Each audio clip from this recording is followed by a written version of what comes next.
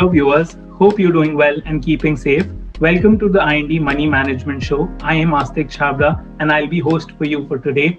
I work with IND Money in a professional capacity to help the treasuries, HNI, UHNI across their financial analysis and investment management portfolios. We have Mr. Sunil Subramaniam, who is the managing director of the Sundaram Mutual Fund. Mr. Sunil has been associated with Sundaram for more than 15 years now and has played a very instrumental role in how the company has shaped up and the expansions have happened, be it domestically or internationally.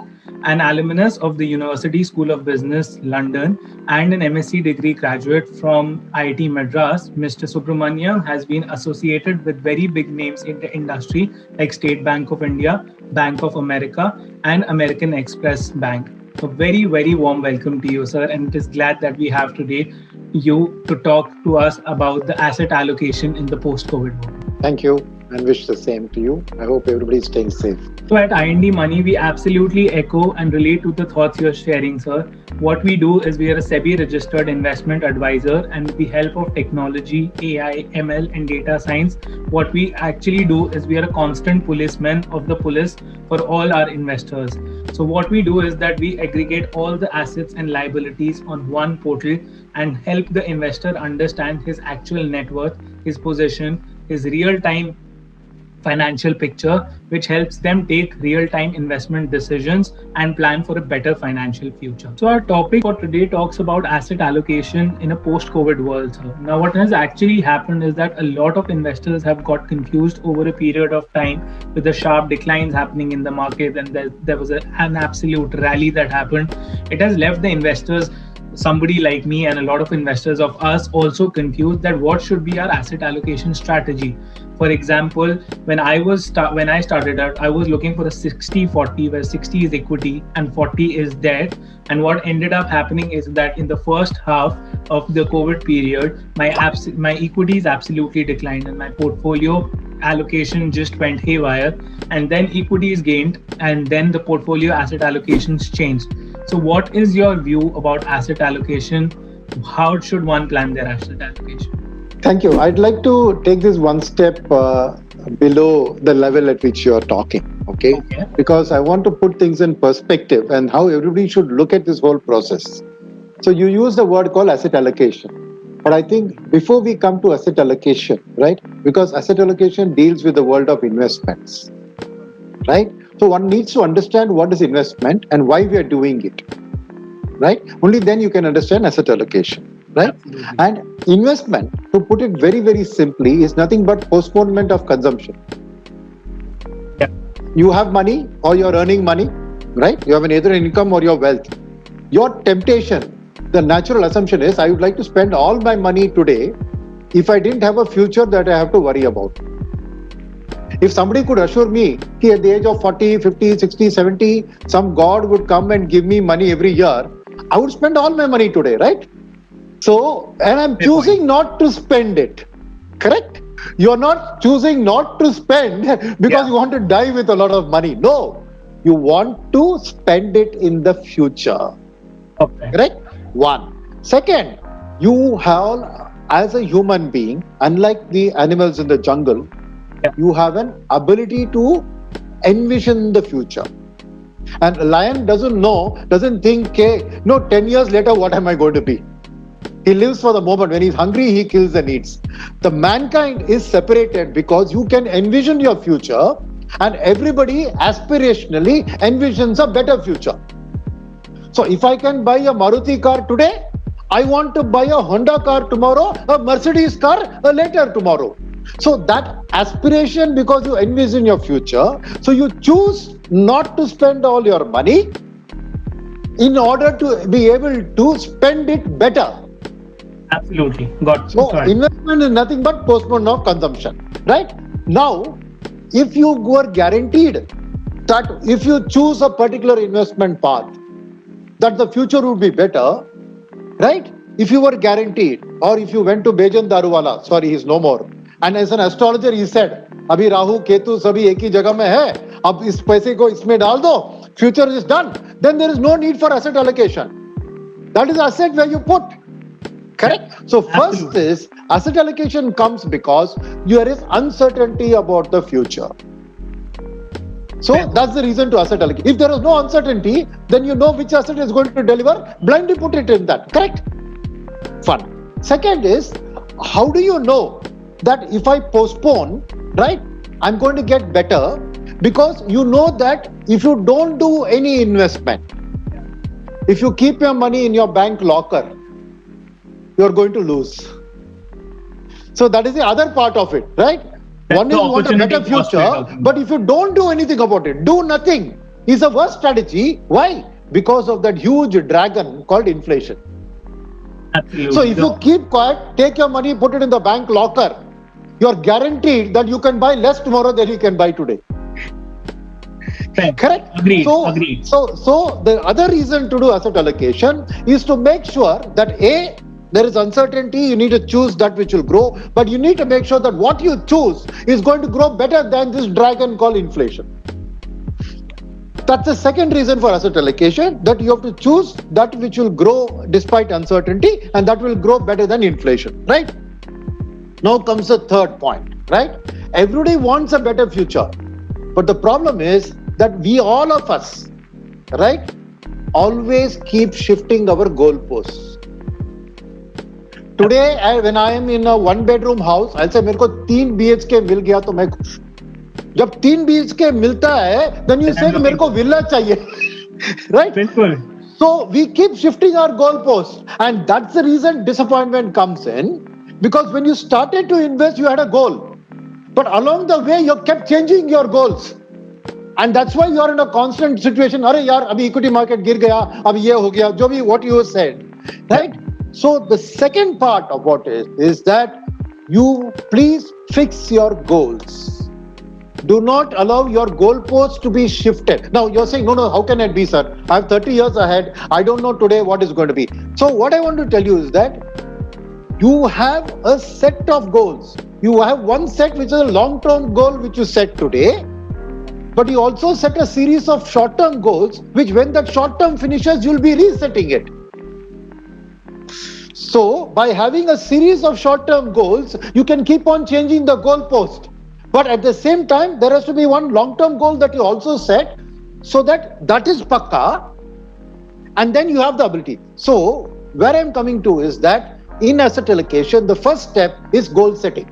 Now, when you say goal setting, people confuse it with saying, "Arey, मेरे को क्या पता यार कल में क्या होने वाला है?" I don't want a goal. I'm talking about goal setting not in terms of 10 years, 20 years. I'm saying even if you're putting your money for 6 months, there should be a goal. Every investment decision you make has to have a goal, whether it is for 6 months, 1 year, 2 years, 10 years, 20 years. Do not do any. And when I say every investment, I'm talking about every single decision. If I am buying a stock, for that stock, you should have a goal. And second, the other problem with the whole investment world is that we are not honest with ourselves. We keep lying to ourselves. We keep saying that अभी मेरे को ये चाहिए, फिर कल, like I said, goalpost shift हो रहा है. You forgot what you originally made that investment for. What you were originally working for. So the first thing is, for every single investment decision, you have a goal. Second is, you write that goal down. Now, you write in a paper, or you are a digital person, write it down in your iPad, store it away in your computer or hard disk, wherever. When I say, I'm saying record it and capture it for eternity. Fixed. So that tells you, Arey, this was my goal. Don't forget that, because we all are memory losses. So you have to refer to that, right? And that is when you evaluate. So the asset allocation decision comes in relation to that goal, right? And multiple times in the process of reaching the goal, you got to revisit that to see whether what you set as a goal has been achieved or how close you are to that. Yeah, got it. Second is record it and capture it. The third point of it is always leave a cushion in terms of time. And here I would say 10% by time. Okay. So if it is 60 days, 60 months, 6 months investment, that's 180 days. That means 20 days before that end, 10% of that time. If it is a 20-year investment, 2 years before that. If it is a 10-year investment, 1 year before that. Set yourself a target that if your goal is near about being achieved, then cut your position and move gradually. Yeah. Move it out. I wouldn't even say gradually. Okay. I would say move it out. In fact, the gradual can start at 110% before that. Why I'm saying this is, that's what this COVID crisis has taught us, that out of the blue, a black swan event can come, and for all of your careful planning can destroy that. So do not leave that goal at the risk of that black swan event. So the next point is, whatever goal you put, 10% before the time, cut your position and leave it in a safe asset class for that last 10% of time. Yeah. Purpose of that goal is not lost. Got it. To summarize it, sir, I think it probably takes me back to my books with when we essentially used to read, right, in finance, that start with that IPS preparation, irrespective whether you're a treasury or you're a retail guy. Make your goals, set these are the sort of parameters I'm going to look at, and then get into the investment. So the idea is going for that top-down approach, right? Correct. Goal, path, investment, right? I'm not finished yet. Okay. Okay, Yes, so all of this is outside in. Yes. Right? This is about the world outside. You want to do these things, you're doing this. There is an inside out. The inside out is your risk capacity. That your own ability to take risk. Because two people could have roughly the same goals, but one guy will say, by the end of my life, I want to buy a Honda car. Another guy will say, by the end of the life, I want to buy a Mercedes. So the guy who's saying Mercedes is clearly willing to take more risk to grow his wealth faster. Correct? So those goals itself are a function of who you are, but understanding that is very important in asset allocation. So one side is to set the goal. The other side is when you come, before you do asset allocation, to understand your risk appetite. Why I'm saying this is that any asset class, right, in India, there is only one asset class which, thanks to the way the governments have behaved, is almost risk-free. That is bank deposit. Because government historically in a public sector bank or a large private sector has never allowed it to fail. So if you go and tell somebody there is risk in bank deposit, he will not believe you. So genuinely there is a risk as per the letter of the law. But the government has not acted as per that. Only 1 lakh of your deposit is guaranteed actually. But practically the government has behaved in a way that good quality banks, nobody has lost money. So I'm saying there is one asset class in India. Outside it's not like that. In the US, 500 to 600 banks fail every year. So, but in India, we have one asset class called bank, deposit, post office, which is risk-free. So I'll leave that aside. But every other asset class carries risk, right? But the risk doesn't come alone. No, risk comes with reward, right? Why I'm saying this? Because of the risk-reward marriage in every investment decision, there is a risk leads to fear, reward leads to greed. Yeah. Right? So, as a human being, in the face of risk reward, you toggle between fear and greed. Right? Yeah. And how much you toggle between fear and greed is dependent on your risk temperament. It depends not only on your innate temperament, which comes from genetics. Like your father, grandfather were all very risk averse, they would also got that from them. But it also comes from the situation.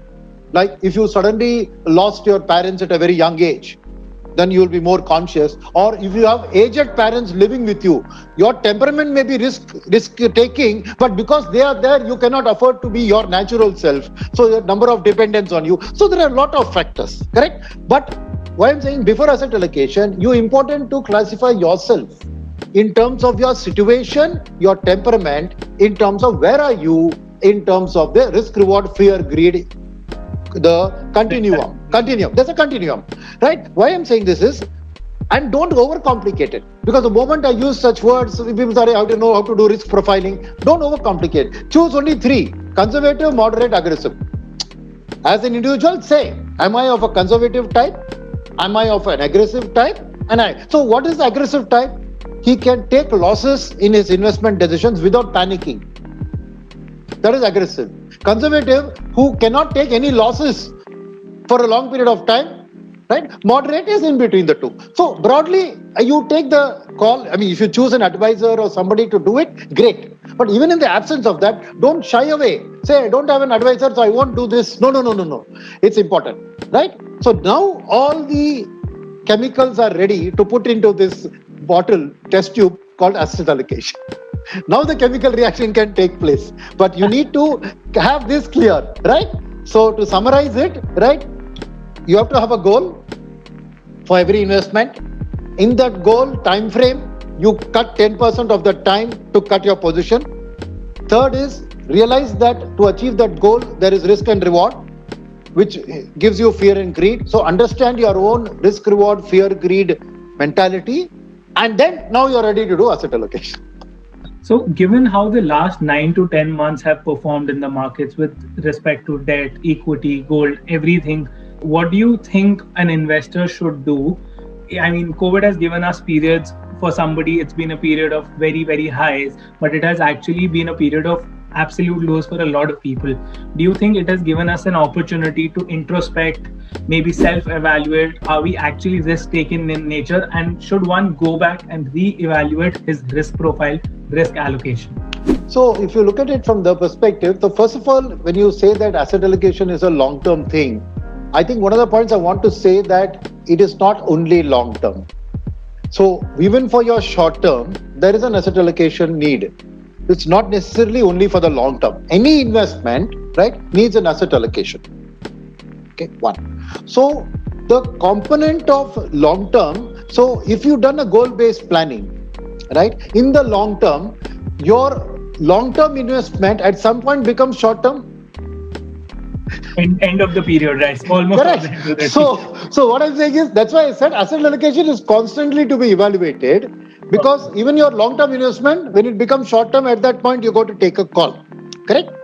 So now in asset allocation, right, the component which you got to look at, right? Normally people try to say equity itna, debt itna, and because they bracketed debt as a safe asset.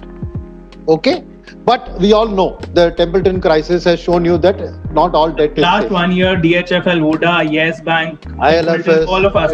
All of us. So my point is very simple, is that when you allocate, right, you have to allocate in your mind, asset allocation should be between capital, wealth creation and wealth preservation.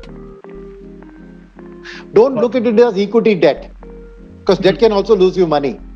Yeah. Right? So one is, so you look at the asset allocation in terms of wealth creation, wealth preservation buckets. One. Two is in wealth creation, right? How do you judge success or failure is important for you to this. Is it that you're building towards a wealth goal and you're going to judge it, or is it that you're going to judge it with respect to the market? Got it. See, suppose you say Sensex is going up 40% and I'm going only 20% and I feel my whole investment is a failure. Because human beings, though, that's why you do that. So you have to be clear that if you perform with the market, are you happy? Or is it that you want to achieve a certain rupee goal and only then you'll be happy? So that's what I mean by that. So in the wealth creation part, there are two aspects to it, right? Because ultimately you're investing in the market, and so the smartness of your investment can only be in relation to the market. Nobody in an uncertain world, you can't predict what will happen to the market, right? So in that uncertainty of the market, which is a market for wealth creation, is where you blend in wealth preservation, because wealth preservation is independent of the market. Second, in wealth preservation, people make the mistake of seeking best returns. That's where you found the crisis in the debt market. They said, "Arey, same type of fund is giving me 2% better return. That's a better fund." No, that 2% better return was because he took 2% more risk. Underlying. Right? So why I'm saying no, this wealth preservation versus wealth creation is an important asset allocation thought process. That in wealth preservation, you look at that which makes the wealth preservation more guaranteed. That is the safety of the underlying assets of your investment. Don't go by saying, "ये आधा टक्का ज़्यादा interest दे रहा है मेरे को, इसलिए I will choose that." Get my point? So that's one thing. But still, in the wealth preservation, there is a return which you get, which is better than other alternatives. So how do I get that? It is because of two things. So please remember that in wealth preservation, there are two things which still give you better returns. And as long as it's those two things which are giving you the better return, you should not analyze it beyond that, right? What are those two things? The first thing is that the debt capital markets, give you the benefit of something which is a very jargon word, but allow me to use it, though it's for simple people. It's called disintermediation. Right? So technically, a debt mutual fund is supposed to give you better return than a bank deposit, because a bank takes your money, it has offices, it has salaries, it has all of that, and then it lends to somebody and makes a profit over and above that cost. What a mutual fund does, it doesn't have any of those costs. So it's directly lending to that bank's customer. So the profit which you get, the bank's cost which comes as profit, is shared between you and the mutual fund manager. So that is the benefit of disintermediation. That is, you're cutting out the middleman. I don't want to say banks are middlemen, but effectively that is their role. They're taking the depositor's money and giving it to the borrower. No, they're a middleman. So by cutting out the middleman, you are getting the benefit from debt. So the first reason that even wealth preservation gives you better returns is because of this disintermediation. So you have every right to expect debt mutual funds to give better returns than the bank deposit, which is your safest alternative. One. Second reason you get this return is the tax ban. Because mutual funds, whether debt or equity, are taxed at a lower rate thanks to the existence of capital gains tax, you get a better return like for like compared to this. So those two should be the only reason you try to maximize. So how do you maximize that? You go for a low cost mutual fund, because the cost of disintermediation, the lowest cost mutual fund is charging you the least cost. That is straight away return to you.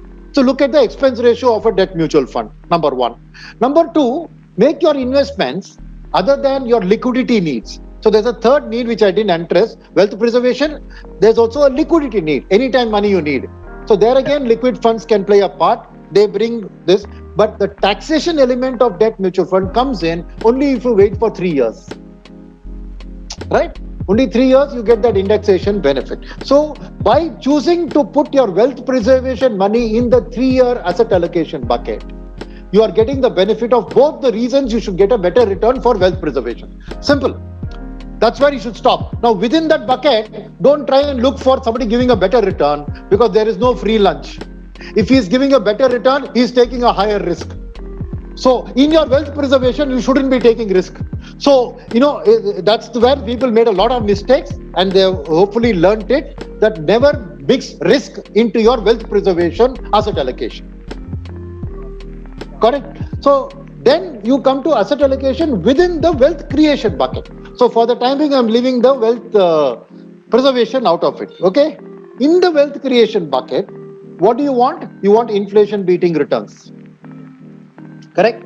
Now, inflation beating returns comes to the stock market as a whole. Right. Why does it come to the stock market? Important for people to understand. Inflation is nothing but the cost of goods and materials that you buy. Right. Correct? Absolutely. So if the cost goes up, right, the consumer gets hit, the producer benefits. Correct? Because products go up at the price of inflation, he gets a little plus over that because of competitive advantages, and he gets a return. So the only way to beat inflation is to go and be an owner of that producer, which is what the equity market does to you. So the simple reason why in the long run broad equity markets beat inflation is this simple logic, nothing else. Is because the producers are the ones that are listed in the stock market. They are able to grow their profits faster than inflation, and being an owner of it through the share market, you can get that benefit. Yeah, reminds me of the first time I invested in Reliance. So I remember my thought process being, okay, using Jio, invest in Jio. So that's exactly what we are talking about here. That be owner of that business, right? In a way. Absolutely correct. So what I'm saying is, by just investing in index funds or ETFs, you can straight away get the benefit. Right. Got it. Right. But why should you go better than that? Because you are taking a risk. Right? So there is a way that mutual funds, by diversification and expertise in stock selection, can beat this broader market. Hence, they can give you that inflation plus. The inflation plus which the broad market gives you, and the plus above that. Fund manager and active management. Active management, right? So now in asset allocation, you have a choice now to make in terms of there is a risk in the markets in getting inflation. right? So how do you then counter the market risk? Because you don't say wealth preservation will come and no, that's a different bucket. Yeah. Within the wealth creation bucket, how do you insulate yourself from the market risk? That's a lesson which COVID has taught us. Otherwise, pre-COVID, if I spoke like this, people will again say, "Ye bakwas baat kar raha hai." Right? Because what you need is something that is reasonably guaranteed to go with inflation, if not beat it. Right? Even if the world is uncertain. When do equity markets underperform? When the world is uncertain. Right? When there is all. Right? So the asset class which delivers inflation equivalent returns in an uncertain world is gold.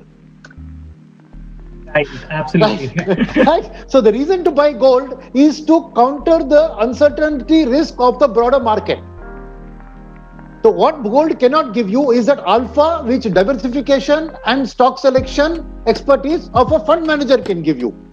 But so within a wealth creation bucket, you have to build a component of gold so you ask me which is that long-term asset class you should always have. You should always have gold because that is your plan B. That is your fallback. That if there is hyperinflation, if there is war, if there is COVID, if there's any black swan event, gold will go up. Now, when will it go up? How much you go up? You don't know, I don't know. So always keep one section. So how much in gold? It depends on your risk appetite, right? Within the wealth, you still could be a conservative investor, but you still have long-term goals. So I would say that gold component should be higher for a conservative person who panics at market black swan events. But a guy who doesn't panic also should not be zero in gold. So the most aggressive investor also, because he has to hedge against the market risk, which nobody can deny is that. However aggressive you are, you can't say. So for that peace of mind, even for an aggressive investor, I would say some amount, 5%, 10% should be in gold. It can go up to 20% for a conservative mentality person. So the long-term asset class, because gold is one thing which goes up with hyperinflation. Right. So it is your inflation hedge. It may not give you an inflation alpha consistently, but it will mostly give you an inflation hedge. So gold should always be a part of your portfolio, whether you buy paper gold, whether you buy physical gold, whether you buy ornaments with their making charges, but then you want to make your spouse happy. So you can choose how you choose your gold in multiple ways, right? So because there's an emotional element to gold, which helps. So for example, I don't buy paper gold. I buy gold, I buy it only as jewelry because the making charges and the wastage that I pay is more than compensated by the happiness that my spouse experiences when I buy it. So, but it is there as a fallback. Fun fact, sir. My sister is getting married next week, and we are giving her SGBs. so my gift to her is actually SGBs I had bought for her around April. No, SGBs are a good one because you get a guaranteed 2.5% return plus the appreciation in the gold. Yeah. So within that, they are a very good choice to make because you actually get a fixed return also. No, but now I'm thinking from the perspective you've mentioned, I could probably make my sister happy that way. I should have gone for that physical. So then only you come into the equities as a component. So as you would have figured out from my thing, in a long-term asset allocation, debt plays no part. Debt plays a part only in wealth preservation bucket. In your long-term asset allocation, debt has no business to play a part unless it is in that 10% of time closer to the goal when you have to liquidate your risk positions. Then you use debt there for those 2-year, 3-year period, as the case may be. But in a long-term asset allocation, debt has no part. So, sir, my next question is very much with respect to what you were talking about, that, and I picked up that line from there, that markets actually do how the economy is doing and how the country is doing. But given the recent phenomena that we saw with the March fall and then absolute rise, be it with respect to FOMO that happened in the market, a positive sentiment, the results that started coming in the Q2, and most important of all, the ample amount of excess liquidity that was available in the market. Considering all of that, sir, what is your view on the market?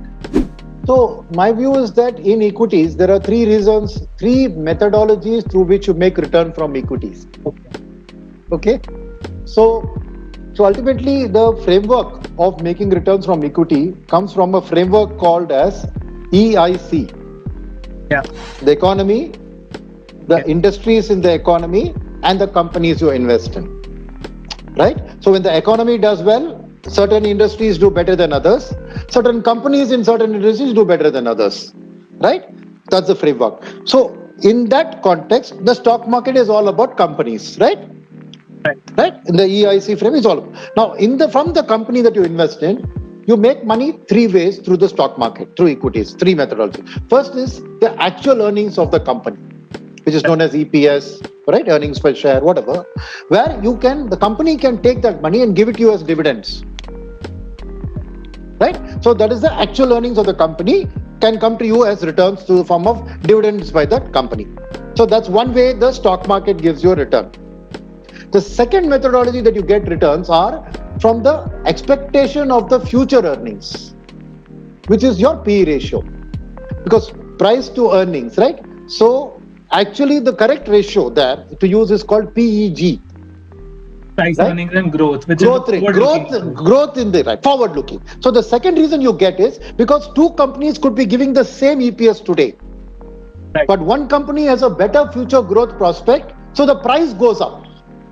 So the price, which is what you make money from the dividends you get. Second, from the difference in the price from today to tomorrow, correct? Which is why the buy low, sell high comes in, right? So the second way the market gives you returns is based on the future expected earnings of the company. The third way it gives, the price earning ratio is not determined only by the future earnings growth. It is driven by what is called as demand and supply for stocks.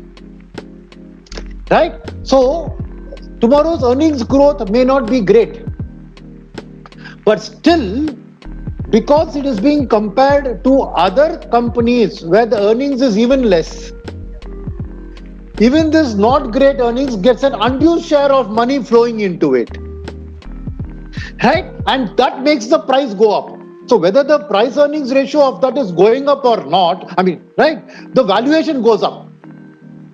Right, absolutely right. Right, so that's because of sheer money flow. That is what liquidity comes and does too. So there are three components to earnings from the stock market, right? So that's why today, in a downturn, when our GDP went down 23%, when current EPS vanished, the expectation of a V-shaped recovery is telling you that certain sectors will recover faster, so their price earnings ratio is reflecting the future growth.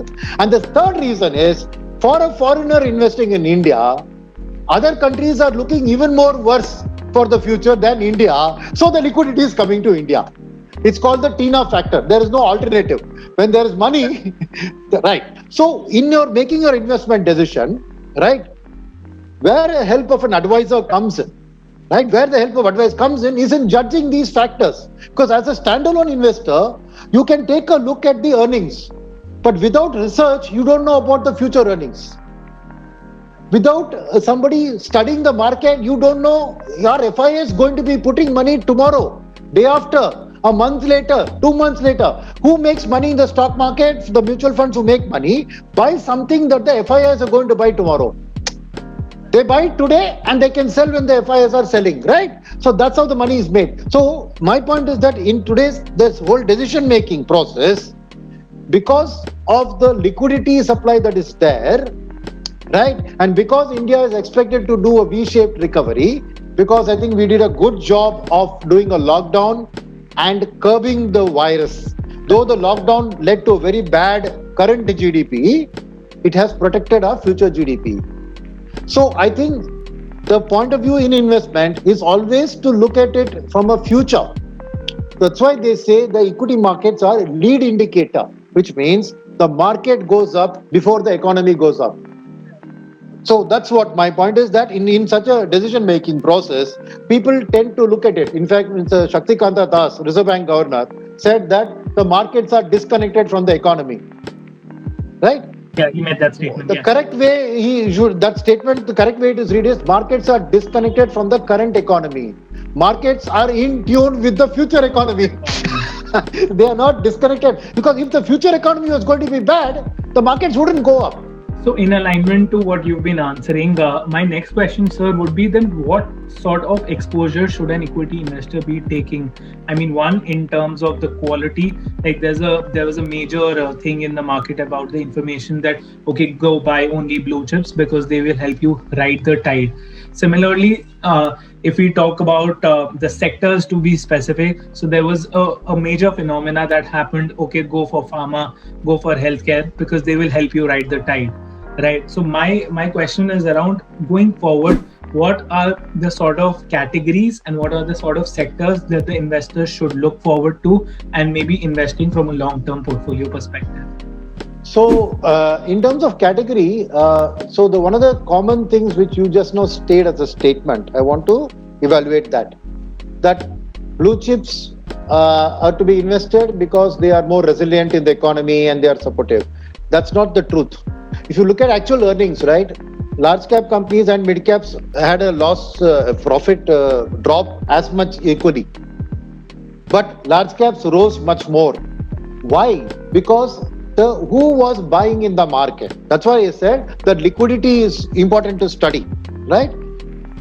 FIIs were the ones buying in the market, and FIIs cannot buy beyond the larger mid caps. Max, they can go to large mid cap. Beyond that, they can't go. And liquidity wise, we know that every big country was printing notes left, right, and center. There's $13 trillion of liquidity going to be pumped in the next 1 year. And Fed has already said that for the next 3 years, interest rates are going to be close to zero. So, if FIs are going to buy, they are going to buy only large caps. If FIs are going to continue to buy, within large caps, the good quality large caps is what they will buy. That is where blue chips come in. Because they are the quality companies within large caps. So, the reason I was saying large caps should be key part of your portfolio, even saying that today, is because who will buy the mid caps and the small caps is domestic fund managers who have their nose close to the ground, their ears close to the ground, who understand the economic recovery, and when they see that happening, they will buy it. Correct? But when does that recovery happen? That's why if you see from April to today, if you look at the data, FIs have bought 100,000 crores of equities. Domestic MFs have sold 32,000 crores of equities. Yeah. So why are they selling? Because for them, they already bought a large cap. Okay? They saw this FII buying the large cap at a higher and higher price. He said, "Le lo, mera." And he's keeping the cash because he wants to deploy into the mid cap when the V-shaped recovery comes. So mutual funds are just waiting for that time, or he will come and buy the large cap when the FII sells. If there is uncertainty, the US election, second wave of COVID, that time they will buy. So my point is that in your investment decision, one thing is very clear, is that for the next 2 to 3 years, foreigners are going to have plenty of liquidity. So large caps will continue to have a support from a liquidity perspective for quite some time. So to the extent that you will not lose too much money, the downside is protected because of this liquidity support, large cap should form a significant portion of your portfolio, depending on whether you are conservative, moderate, or aggressive. So you can have different proportions. So since you asked me the question, I would say that for a conservative investor, he should probably be at 80% large caps today and 20% mid caps, and he wouldn't touch small caps today. A moderate investor, I would say 70, 20, 10. Right? 70% large cap, 20% mid cap, 10% small cap. If you go to an aggressive investor, he can take a 50-50 exposure. 50% in large cap, 50% in mid and small, because there will be this uncertainty around mid and small cap for quite some time. But because he is aggressive, he will not panic when there is volatility there, but he will ultimately gain because he has bought before others have bought. Taking that entry timing, right? Correct. So I would roughly say and when you come to sectors, right, you asked about sectors. So generally sectors are riskier because there is no diversification. Correct? Right. So take that into account, but there are safe sectors and there are risky sectors. Once you accept that sectors by itself are a risky asset class, within that there is a safer sector. So the safer sectors are generally those which react well to uncertainty. Right? So which is that? IT.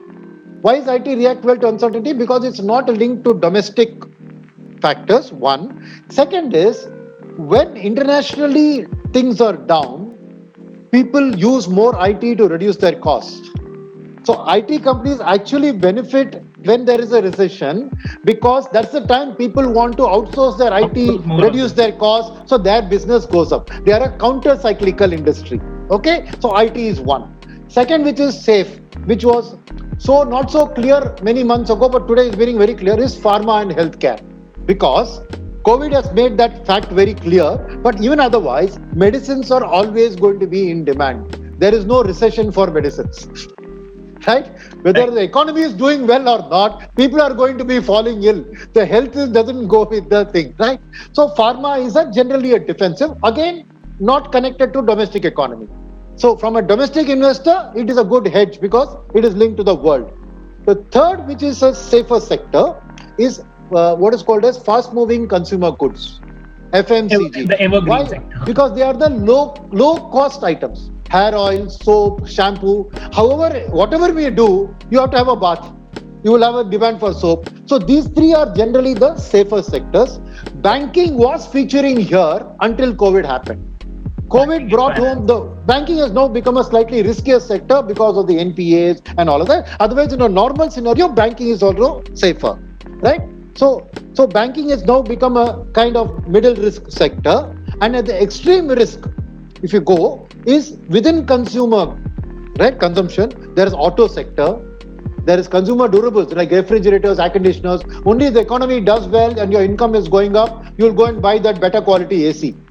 Otherwise, you will say, no, without AC, I'll live with the fan. No. So there's a discretionary element. So discretionary consumption is slightly riskier. Auto is riskier. Housing as a sector. Only when you have a good future outlook, you'll take a housing loan and buy a house. Right? And the very risky segments are capital goods, industrials, cyclicals, which need the whole economy to be booming. Then only roads get built, cement gets used, steel gets used, building material. That is a riskiness. So you can apply the same rules I said in terms of large cap, mid cap, small cap to the sectors. The same ratios, that is 80-20, 70-20, 10 and 50-50 with these sectors. I have named which are the safer. So take the same proportion, put the sectors into those buckets. Roughly it should help. I don't want to spell it out, but you can understand. Often we see in the market, there are two theories, right? Value versus growth. Investing in value and holding it long term versus companies who are growing. So growing and compounding it over a period of time. Value versus growth. So what are you believer of as a strategy, and how do you think investors should look at it in a way? So since we are in India, so don't throw the textbooks at me. Okay, because the textbook talk about a general market. Okay, that's the typical value. In India, there is no such thing as value. I'll tell you why. Because what is value? Value is where you believe that the market is not reading the true value, so it is selling cheap. Correct? Right. Now, the problem that happens in India is that India is a high growth market. Right? So only when we become a developed country, when you get to that stage, will you get value, because you will get companies like electricity supply, right? Which power generation, which have a continuous income stream. So value companies generally have a high dividend payout and those. But in India, since we are a growth economy, this value here is defined as the contra view, where market has not discovered growth yet.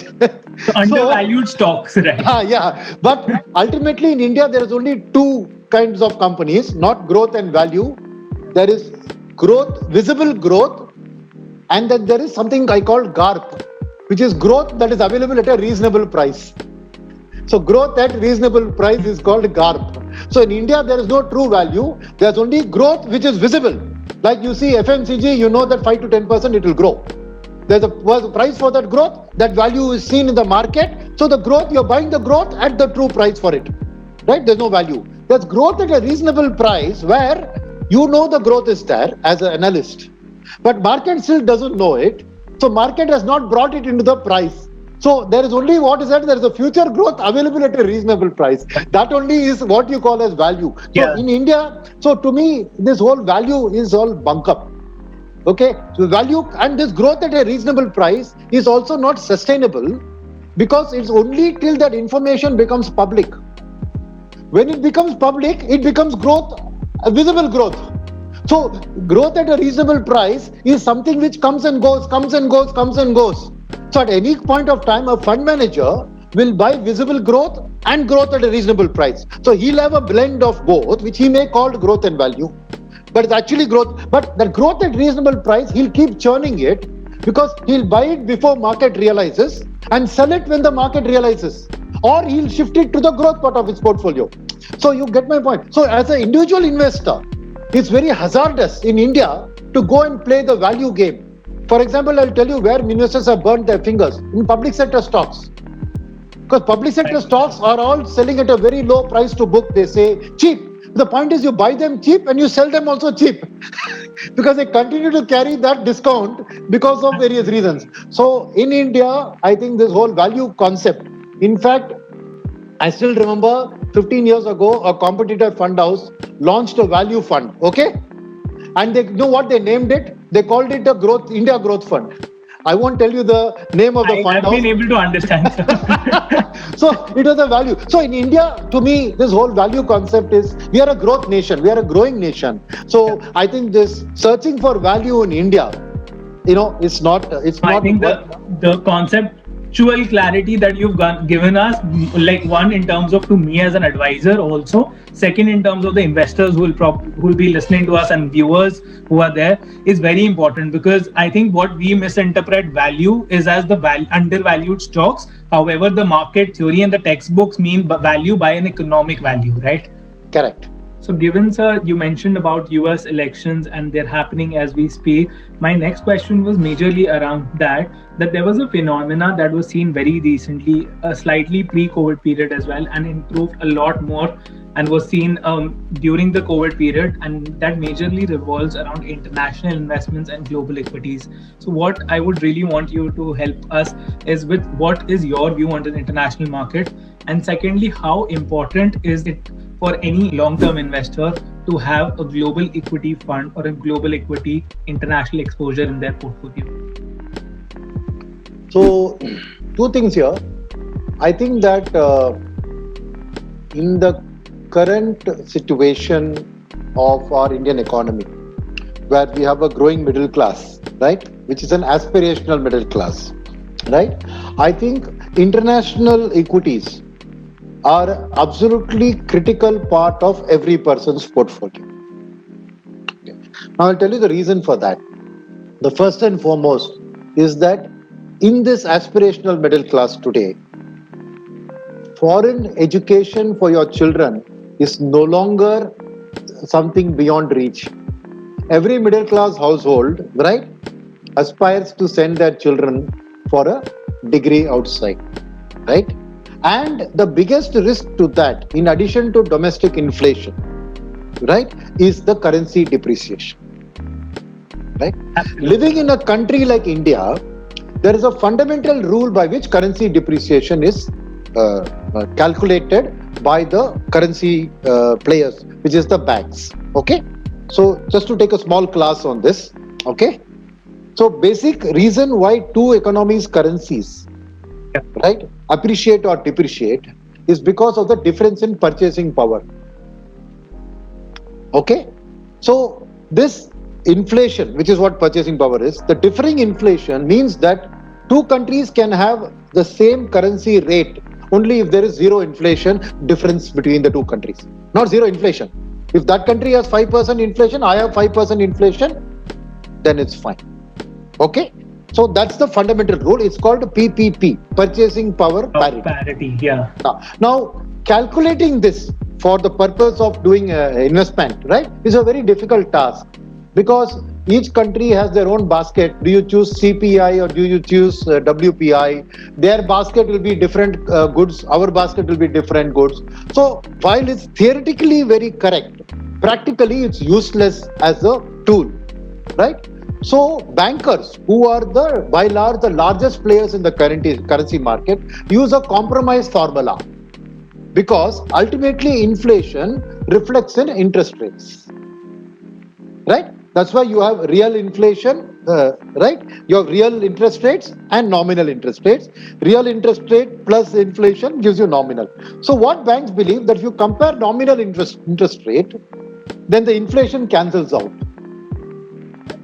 So you can calculate it by taking the interest rate differential. So they use a rule called IRP, interest rate parity, right? So very simply for you to understand, then the country, if two countries have different interest rates, the country with the higher interest rate, its currency has to weaken. What is the logic? Let me explain that. Suppose I have 10 rupees in $10 in the US, right? Suppose I was going to take the $10, I borrow at, let's say, 2% in America, right? So if I borrow and I invest for a year, my 10 at the end, 2% at the end of the year, 10 rupees 20 paisa, correct? That is my total cost. If I invest in India, right? If the Indian economy interest rate is higher, let's say in India, I get a return of 7%, just for example, right? My taking that 10 rupees, I would have put in India, by end of the year, I would have become 10 rupees 50 paise. If there was no currency difference, I made a 30 paise super profit without any risk, because there I borrowed from the bank, I am going to pay, the risk is on me. Here I invest in Government of India securities, so no risk of default. I made 30 paise pure profit. How can that happen? I cannot, just by borrowing money in that country and investing in this country, I cannot make a profit, right? So Indian currency has to weaken by 30 paise to make sure that I make no profit from a simple trade. That is what is interest rate parity. So the difference in interest rate between the two countries. So I said 2% in America, 7% in India. Today the actual interest rate of American government is 0.6% and India is 5.6. That means that Indian currency must weaken by 5 percentage points every year. If you take the last 10 years, that's been the rate of depreciation. You take the last 1 year, that is the rate of depreciation. Sometimes in the short term, there are changes, but over a long term, you can expect. And that's why when you compare governments to government, you can take default risk as zero. Right? So you compare the two governments' interest rate because the government will not default. Correct? So why I'm saying this? So for India, as a country with a higher inflation and higher interest rate than America or any other developed country, Indian currency is going to long-term depreciate by 5% per annum. Which means what? In addition to your inflation, you have to factor in a 5% increase in the rupee amount that you have to save to send your child abroad for education. Absolutely. Right? So, one of the main reasons to consider international equities is to allow the currency depreciation to work in your favor. Because if you have invested in international equities, then the international equity portfolio will appreciate by the currency depreciation of India straight away. So that you are hedged against that. So anybody who has any aspiration that in the future, and it need not be education, it could be that you want to go on a cruise for your 25th Silver Jubilee wedding anniversary. It could be so many, right? Foreign trips are now a normal part of our life. So you may want to plan for a foreign trip 3 years later, 5 years later. So international equities, because depreciation works in your favor, right, are a critical component. That is one reason. Second reason to do this is that liquidity, right, looks for the best return. Like water finds its best level, they say. Liquidity goes for the best return. So today India is in favor, India is getting that liquidity. Tomorrow Brazil may be in favor, Brazil will give that liquidity. So day after tomorrow China may be in favor, they will get it. So if you want to truly participate in that liquidity delivering returns, Go wherever that money goes. Simple answer. So the second reason is when liquidity is driving returns by international equities. So you obviously must have a diversified international equity portfolio because wherever the liquidity goes, that can go to your favor. That is the second reason. The third reason for this is that ultimately in India, I just said no economy, industry, company. That is ultimately long-term earnings growth of GDP reflects in the earnings growth of the stock market companies, reflects in your portfolio. Correct? Same is true anywhere in the world. So you can't say that at all times India will be the fastest growing market in terms of economic GDP. There are other economies which grow at faster points of time at various points in time. So not only must you invest in international markets, you got to invest in international economies. Right? Now, how do you invest in international economies? You don't need to invest in every country. You invest in companies which have businesses in every country. Got it? So, for example, you take Google, Alphabet. You buy Alphabet, you are participating in growth in China, in Europe, in India, everywhere. No? Take McDonald's, take Apple, take Honda, take Toyota. So, by buying these companies, wherever they may be listed, their earnings are actually reflecting their growth. So when you buy, make sure that you buy globally diversified companies. Doesn't matter which stock market they are listed in. So even now, if you see of the S&P 500, 35% of the revenues of S&P 500 come from outside America. Right. Whereas if you take NASDAQ, that is much more than that. It's about 50-60%. So by investing in the American market, you're not only getting America's growth, you're also getting growth from India, China, wherever, because those companies are present there and they are enjoying the growth. So what I want to do, there's a point which I've not said, but which I've said, which is what? That India's own growth is not enjoyed by Indian companies alone. Yeah. Right? India's growth is being reflected in the American stock market because Apple is selling iPhones in India, that profit is there in the stock market. So if you want to truly participate in Indian growth story, you buy company stocks which are benefiting from India growth but listed elsewhere. So I hope that international equities make absolute sense because of all of these factors. So choose, and of course you should go directly buying equities of your own. The biggest danger is that you'll buy past returns. Right, absolutely right. Right. So while you can go and buy stocks like Apple and all that, today no international stock investing is come to Indian brokers. You can go and buy it anywhere. The only danger is that you can't predict the future, right? So it's better to go to a mutual fund. Today, SEBI has just doubled the limit for Indian mutual funds to invest in overseas securities, right? So lots of Indian mutual funds are there, which have tied up with foreign partners. Sundaram, for example, we have tied up with our own AMC in Singapore. We have a fund called a Global Brand Fund, which invests in the top 30 brands.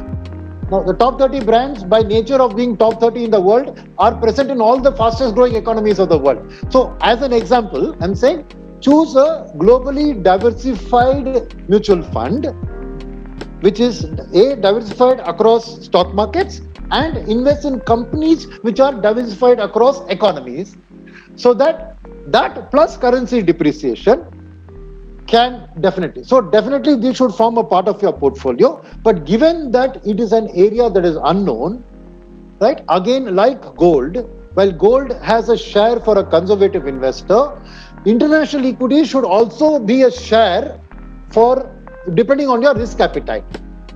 So the same I said 5 to 20% for gold. At the other extreme, 5 to 20% for international equities, depending on what your nature is, you can set aside. Thank you so much, sir. And I think this conversation has been truly enriching for me, and I'm sure it'll be there for the viewers as well. My last question would revolve majorly around profits, sir. So what essentially happened is that post-March rally that we saw, a lot of investors made immense amount of money in terms of returns on the equity side. And we talk about the debt, then people who had taken exposure to mid to longer duration funds, maybe roughly about a year back or 2 years back, have also seen gains that are usually not seen in debt. So what do you think should be a strategy for these investors to stay put, maybe do some profit booking? How would you go about it? If there is some profit booking happening, what should be the reinvestment strategy? How would you look at it? So, if their goals are in the next 1 year, right, I would suggest that they should allocate a greater proportion of their money into short-term debt, okay, and large caps, right? So, within the debt component, right, they should book profits wherever they have seen, because the interest rate fall has led to the profits. But if you see going forward, I think interest rates have already reached a fairly low point. From now on, as an economic recovery starts, interest rates will only go up as demand goes up for money over a period of time. Second is, government also needs to borrow heavily to finance India's growth. When government borrows, interest rates goes up because they are the largest borrower in the market.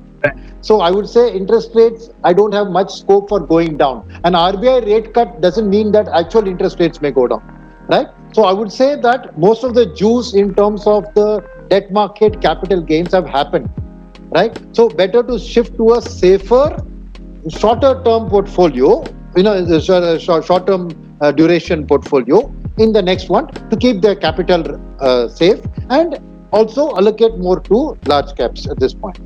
But suppose their horizon is 2 years, 3 years plus, then I would say the same thing, that move about 50% of your portfolio to large caps, but add mid and small caps now, because the market has still not realized their potential, because the Indian growth V-shaped recovery is still not very visible. But in the next 12 months will definitely become visible. So allocating today, right, as a form of STP or SIP into mid and small cap will help them manage the volatility, but also participate in the growth. So that's my recommendation to people who have already invested. Awesome. Thank you so much, sir. Thank you so much for your time, and it's been a great session. Thank you so much for your valuable lessons. I mean, right, starting from where we started our discussion around asset allocation, the growth pillar, the pathway to it, the investments, to your view about the global equities, how we were discussing, and the lessons we had about interest rate parity and purchasing power parity also. For a normal investor who's not coming from a very financially strong technical jargon background, it basically essentially helps them understand all of these concepts and plan in a way that they're also better prepared for their portfolio apart from their advisor. So that preparation is more around the mental preparation and fear and greed that we discussed. Correct. So thank you so much, sir, for your time, and it was great connecting with you today. Thank you. Thank you, everybody sir. All the best. Continue to stay safe.